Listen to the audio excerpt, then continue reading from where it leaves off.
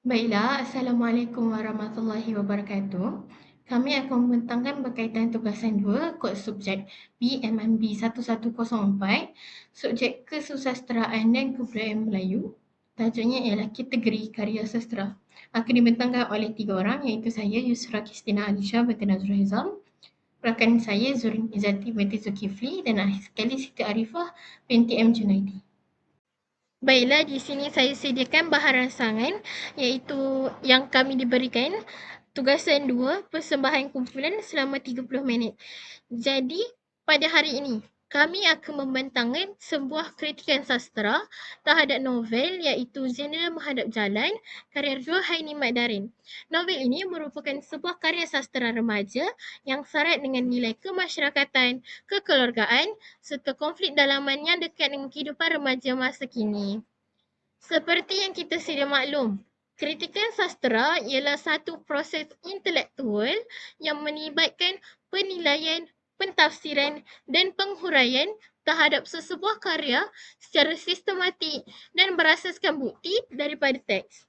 Oleh itu, dalam pembentangan ini, kami akan mengaplikasikan beberapa asas kritikan sastera seperti kritikan sanjungan, kritikan teguran dan kritikan penilaian bagi meneliti kekuatan serta kelemahan novel ini.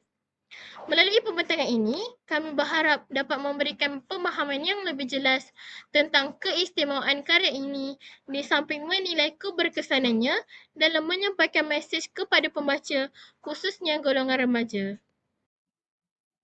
Baiklah, sebelum kita pergi kepada ciri-ciri kritikan yang akan dibentangkan oleh saya dan rakan-rakan, mari kita lihat terlebih dahulu tentang sinopsis daripada novel Jendela Menghadap Jalan karya Ruhaini Mat Darin. Jadi, sinopsis novel ini mengisahkan tentang seorang remaja perempuan yang bernama Lily yang pulang bercuti ke kampung datuk dan neneknya di kampung Sentosa. Pada awalnya, Lily tidak mahu pulang kerana dia ingin meluangkan masa bersama rakan-rakannya di bandar. Tetapi dia tetap pulang untuk menjaga hati ibunya. Semasa dalam perjalanan ke kampung, Lily berkenalan dengan Gita dan Daniel dan mereka akhirnya menjadi kawan rapat. Apabila sampai di kampung, Lily melihat kehidupan masyarakat kampung yang sangat berbeza dengan kehidupan di bandar. Contohnya, datuknya masih menggunakan perubatan tradisional dan penduduk kampung juga mempunyai pelbagai masalah kehidupan. Selain itu, Lily turut membantu keluarga Cik Jah yang menghadapi masalah keganasan rumah tangga dan masalah anak-anak yang terlibat dengan perkara yang tidak baik. Melalui pengalaman ini, Lily belajar tentang pentingnya tolong-menolong, kasih sayang dan hidup bermasyarakat. Pada akhirnya, percutian yang pada mulanya tidak disukai oleh Lily menjadi pengalaman yang sangat bermakna.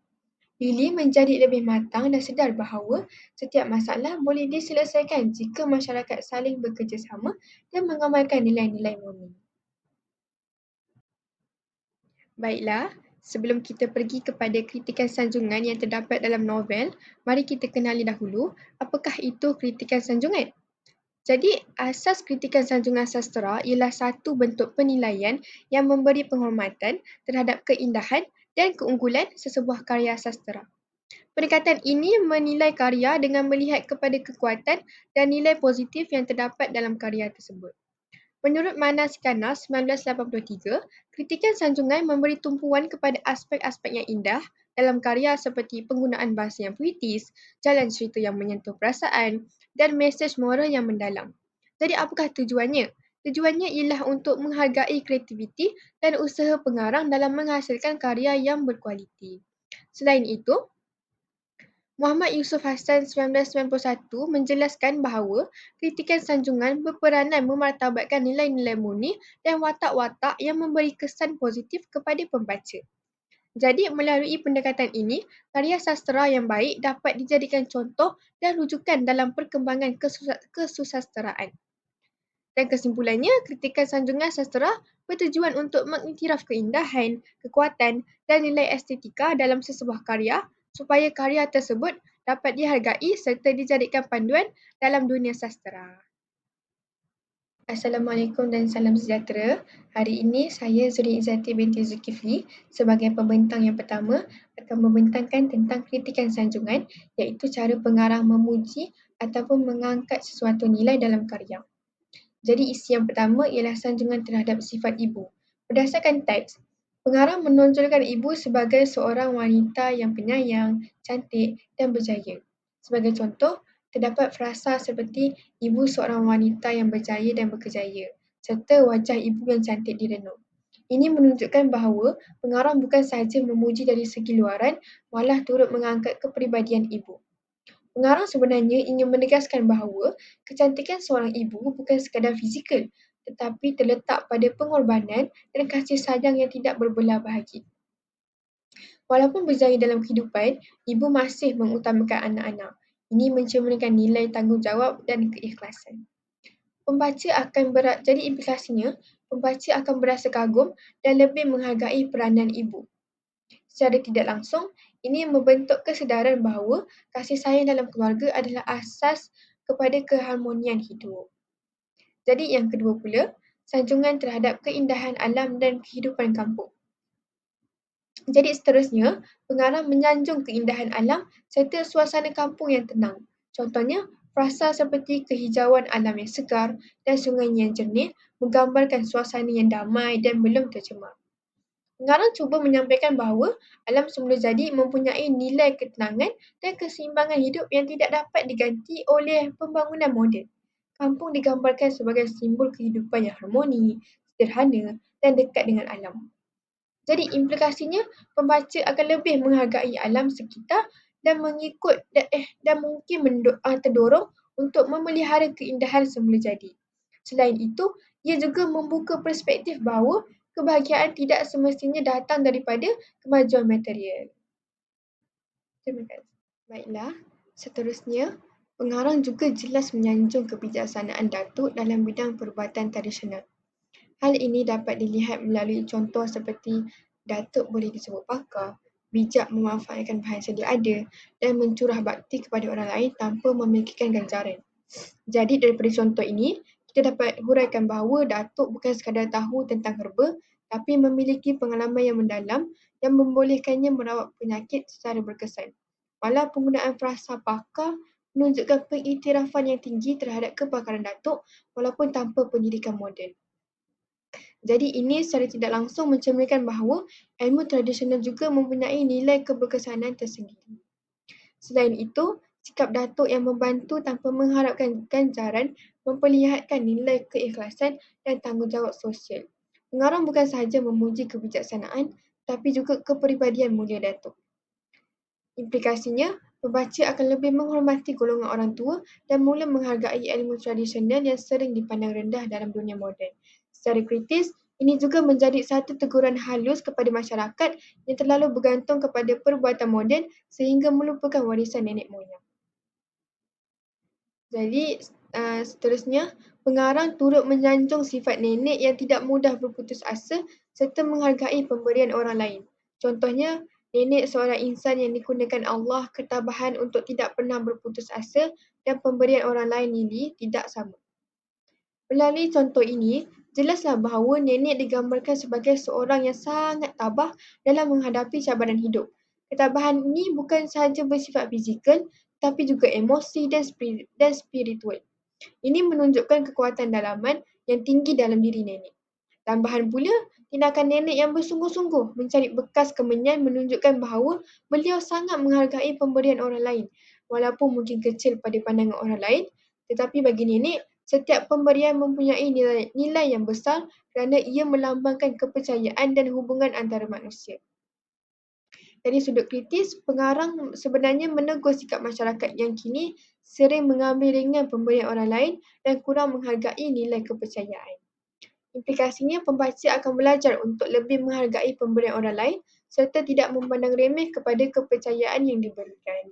Ini juga membentuk nilai amanah dan hormat dalam diri pembaca.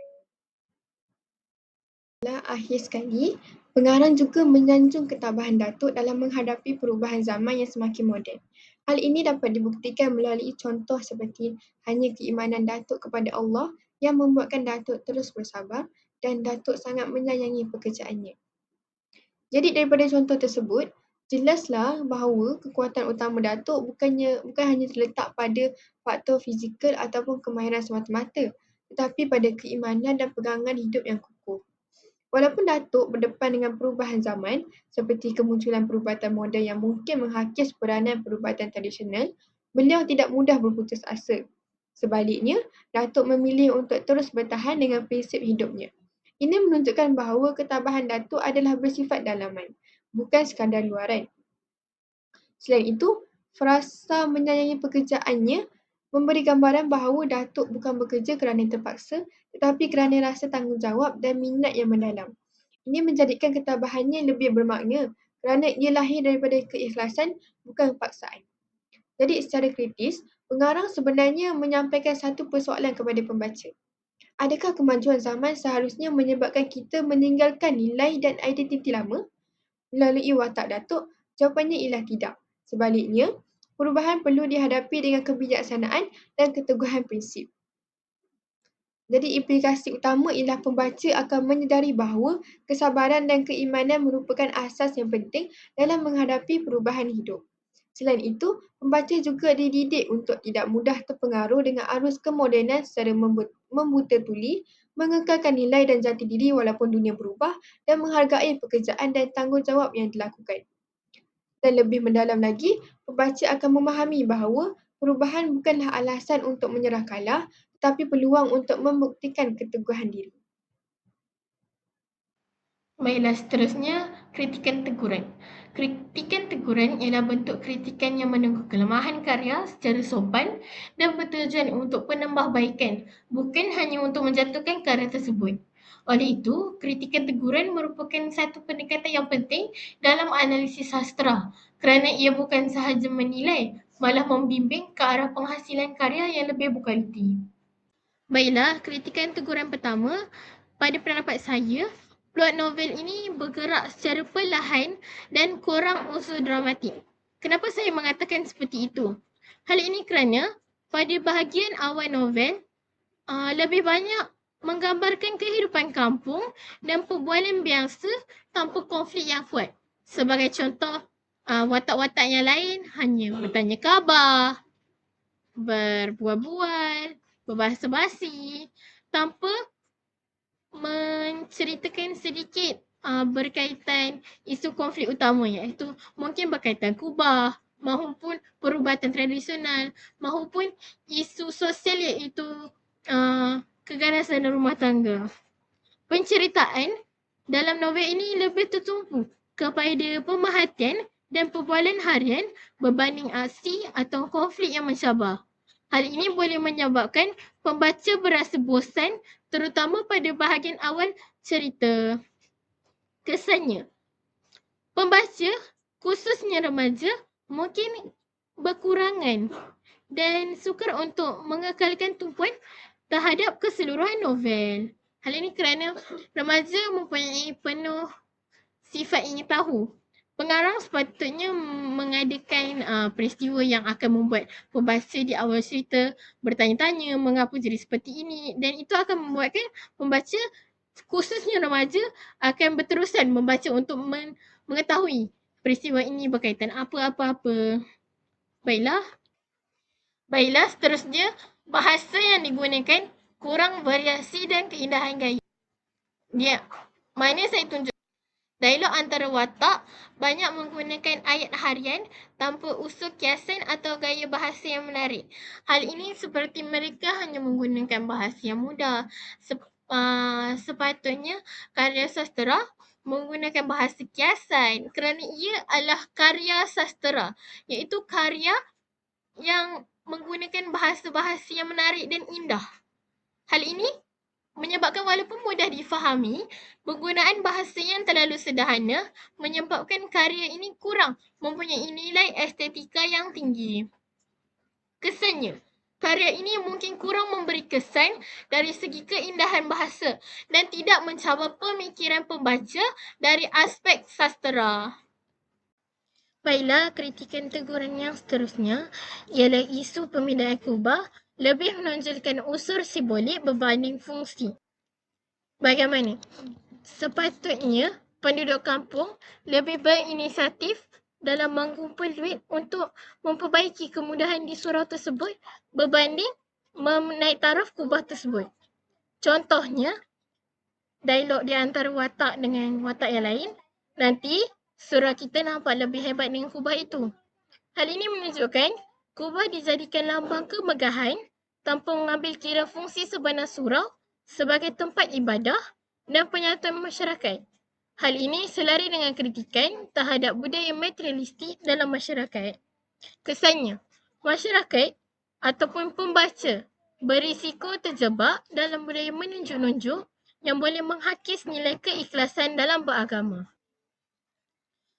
Seterusnya, penutur cerita dilihat kurang kuat dan tidak meninggalkan kesan yang mendalam. Hal ini kerana isu kubah tersebut diselesaikan dengan cepat tanpa peristiwa tersebut dijelaskan dengan terperinci yang membuatkan banyak pembaca tertanya-tanya berkaitan peristiwa yang terperinci tersebut. Sebagai contoh, penyelesaian konflik berlaku secara agak cepat tanpa klimaks yang benar-benar memuncak. Sebagai huraian, konflik utama diselesaikan tanpa perincian yang memuaskan atau kejutan kepada pembaca. Kesannya, pembaca mungkin merasa tidak puas hati dan menganggap cerita tersebut berakhir secara tergesa-gesa. Baiklah, yang kelima, watak Lily dilihat kurang mengalami perkembangan emosi yang kuat sepanjang cerita. Lily digambarkan sebagai seorang remaja perempuan yang berusia sekitar 17 atau 16.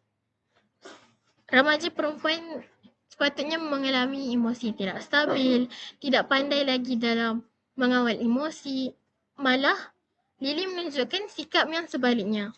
Sebagai contoh, dalam peristiwa penculikan, Lily diculik, tapi Lily kekal tenang dan tidak bereaksi yang berlebih-lebihan. Ini menunjukkan Lily bersikap lebih matang berbanding remaja seusianya.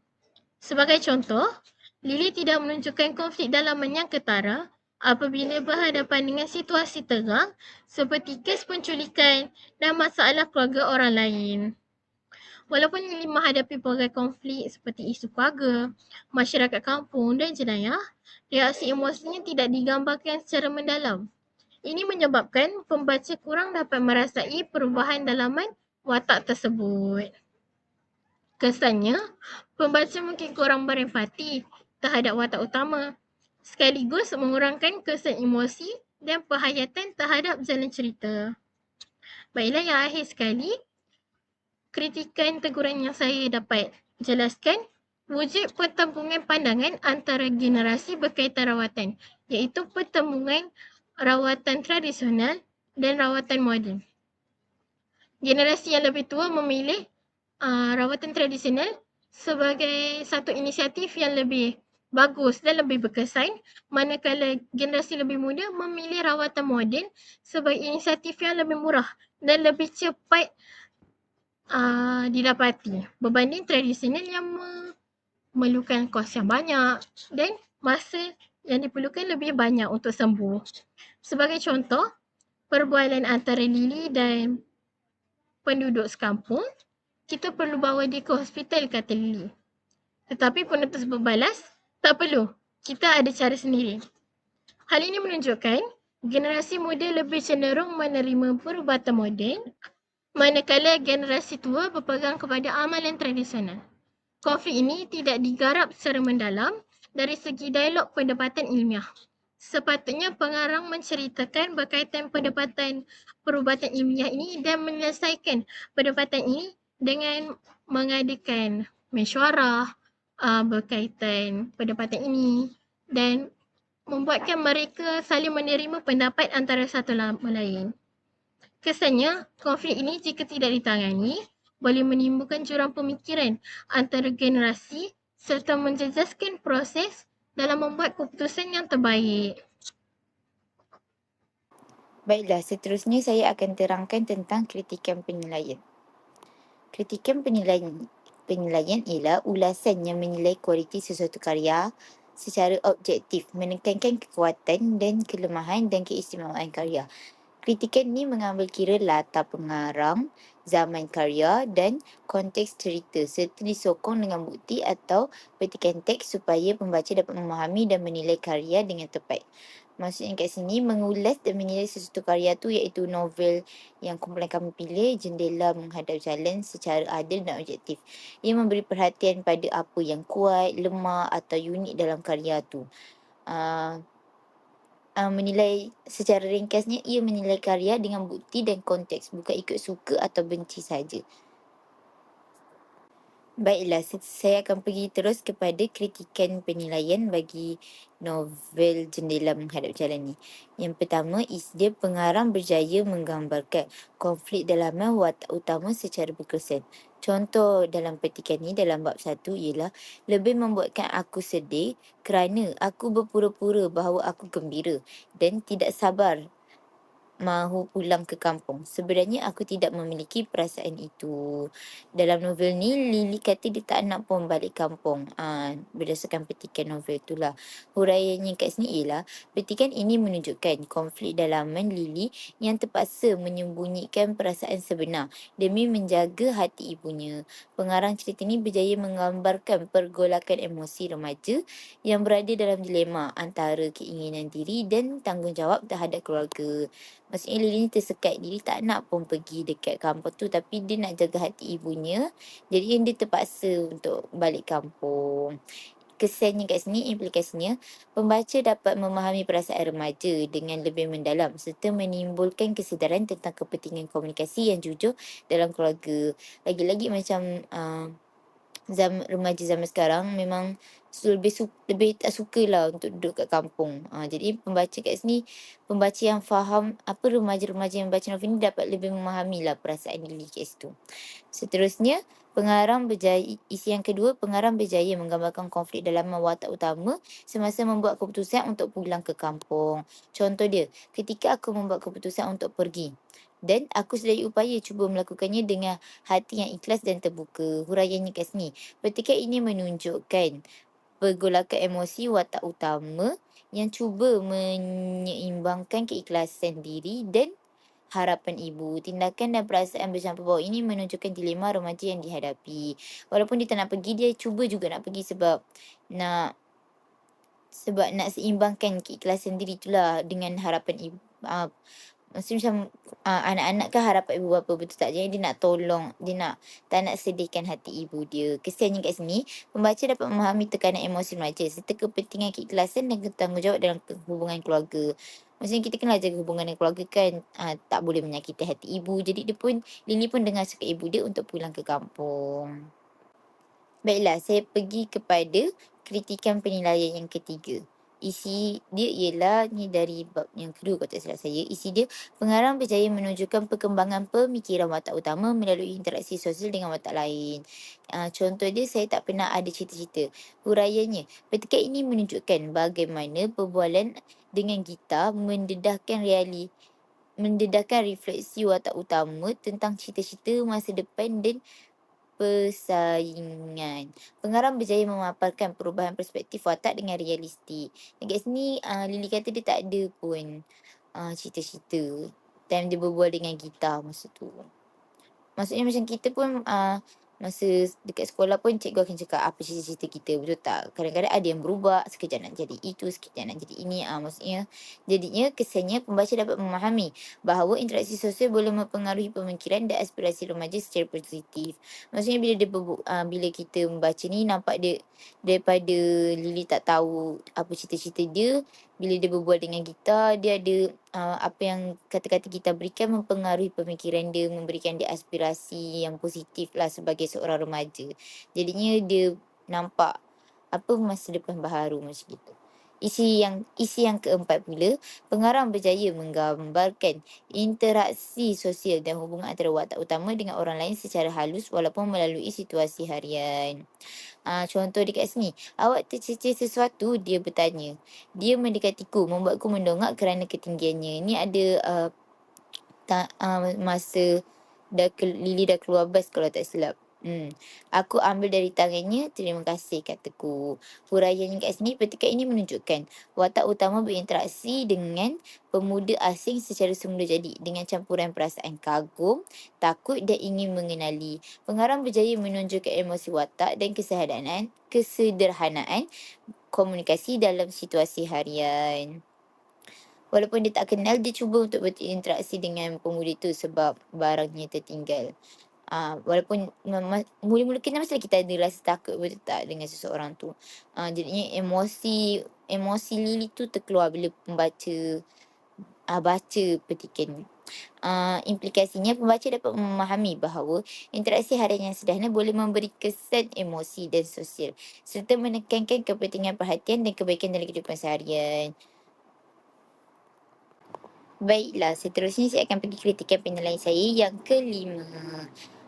Isi dia ialah pengarang berjaya menggambarkan keindahan alam kampung dan hubungan hangat antara watak utama dengan nenek.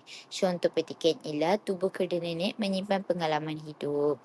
Aku memeluk bahu nenek dan ternyata tubuhku semakin tinggi. Huraian kat sini ialah petikan ini menunjukkan watak utama menghayati suasana kampung, kagum dengan alam sekitar dan menghargai pengalaman hidup nenek sambil memaparkan kasih sayang dan penghargaan keluarganya. Dia memeluk neneknya menunjukkan kasih sayangnya terhadap neneknya. Dan dia tengok tubuh neneknya menyimpan beribu pengalaman hidup. Orang tua kan, orang tua lebih makan garam lah maksudnya kat situ. Dan dia sedikit sedih lah sebab dia rasa nenek dia dah semakin tua dan dia pun dah semakin besar macam itu.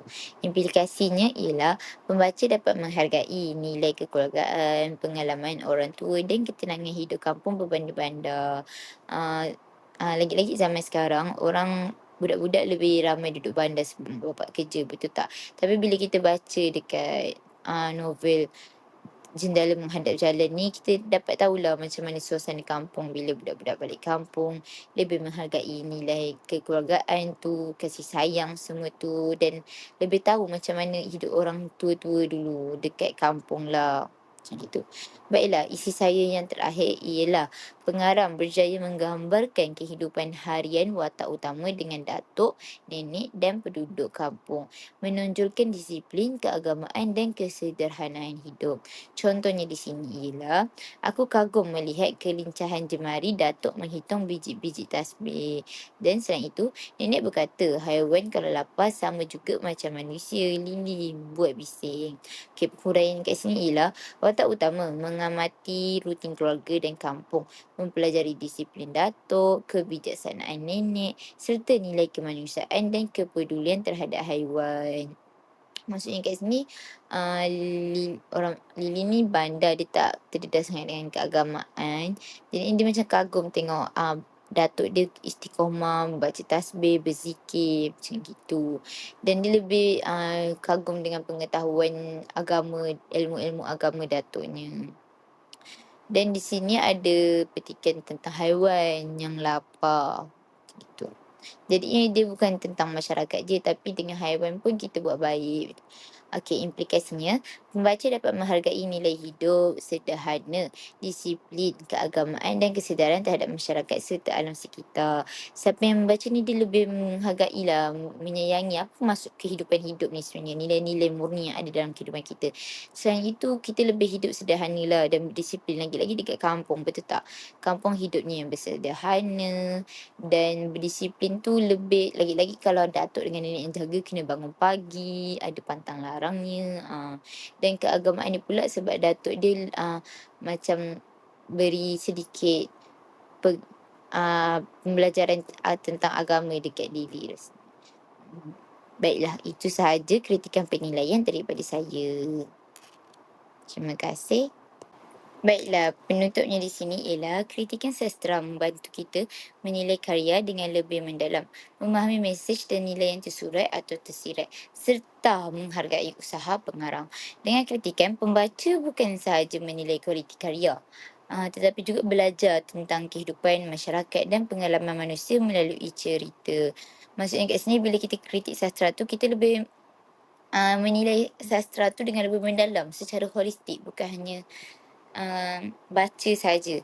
kita lebih memahami perasaan pengarang tu, pembaca lebih faham tentang apa yang ingin disampaikan oleh pengarang tu, apa yang cerita ni ingin sampaikan. Selain itu, novel ni bukan hanya untuk hiburan semata-mata, tapi dengan novel ni kita ada belajar ilmu baharu juga, pengetahuan baharu, ada juga pengetahuan saya tak ada, tapi ada juga yang dalam novel yang kita tak tahu, oh macam gini, lepas kita baca baru kita macam lebih mengenali. Sebab dekat dalam novel ni ada yang tersirat juga untuk kita faham lah. Dan mengajar kita tentang lagi-lagi tentang novel Jendela Menghadap Jalan ni mengajar pembaca tentang kehidupan duduk di kampung, pengalaman hidup orang tua, masyarakat, tentang ubat tradisional dan moden, tentang kedisiplinan, nilai-nilai murni, begitu. Itu penutup daripada kritikan sastra yang saya dapat. Baiklah, itu sahaja daripada saya. Sekian, terima kasih.